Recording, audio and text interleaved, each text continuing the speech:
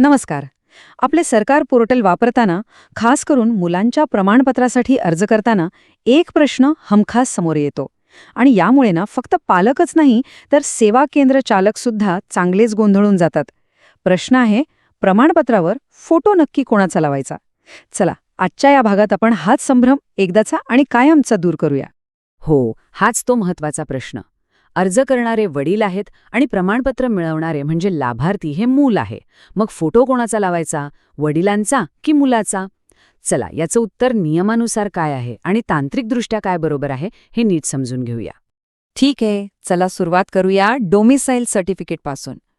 या प्रमाणपत्राबद्दल नियम काय आहे आणि तो तसा का बनवला आहे हे आधी जाणून घेऊ.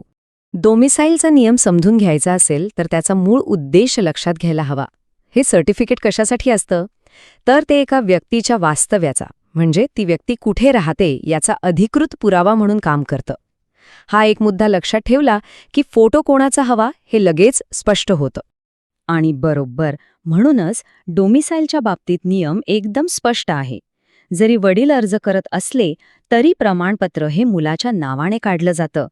त्यामुळे त्यावर फोटोसुद्धा मुलाचाच असणं अनिवार्य आहे. इथे कोणताही दुसरा पर्याय नाही. यामागचं कारण आहे अगदी साधं आणि सोपं आहे. जरा विचार करा, प्रमाणपत्र मुलाचा वास्तव्याचा पुरावा आहे. मग त्यावर जर वडिलांचा फोटो असेल तर ते मुलाची ओळख कसं पटवणार, बरोबर ना? त्यामुळे ते प्रमाणपत्रच अपूर्ण ठरतं आणि पुढे जाऊन नक्कीच अडचणी येऊ शकतात.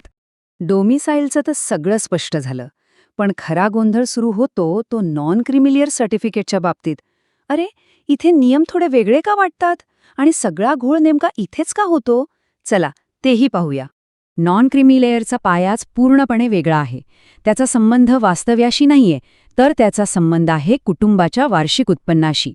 आणि साहजिकच लहान मूल स्वतः काही कमवत नाही, त्यामुळे हे प्रमाणपत्र वडिलांच्या उत्पन्नाच्या आधारावरच दिलं जातं.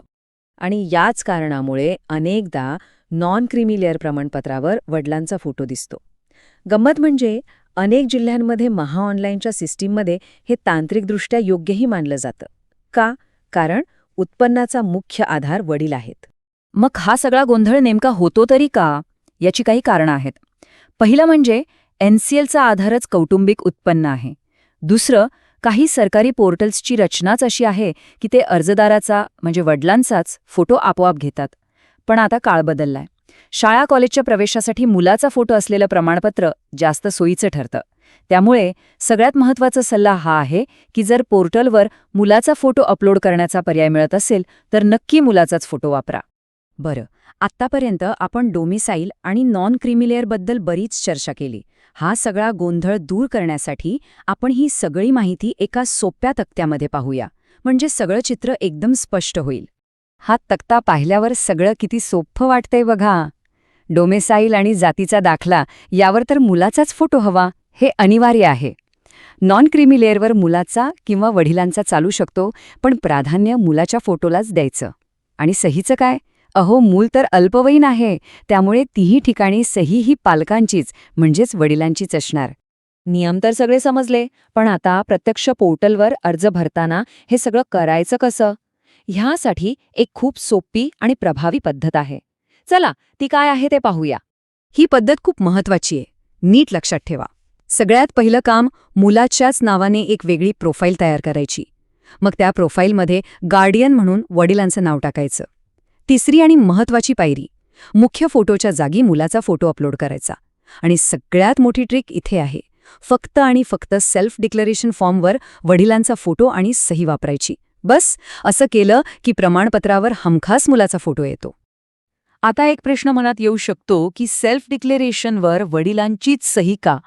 तर त्याचं कारण कायदेशीर आहे. 18 वर्षांखालील मूल हे कायद्यानुसार कोणतीही कायदेशीर जबाबदारी स्वीकारू शकत नाही. त्यामुळे ती जबाबदारी पालक म्हणून वडिलांना किंवा आईलाच घ्यावी लागते. तर या संपूर्ण चर्चेतून लक्षात ठेवण्यासारखी सगळ्यात महत्त्वाची गोष्ट कोणती? तर हीच की भविष्यात मुलांच्या शिक्षणात प्रवेश प्रक्रियेत कोणताही अडथळा येऊ नये यासाठी डॉमिसाईल प्रमाणपत्रावर मुलाचाच फोटो आहे याची नक्की खात्री करा. ही एक छोटीशी गोष्ट मुलांच्या भविष्यासाठी खूप महत्त्वाची ठरू शकते.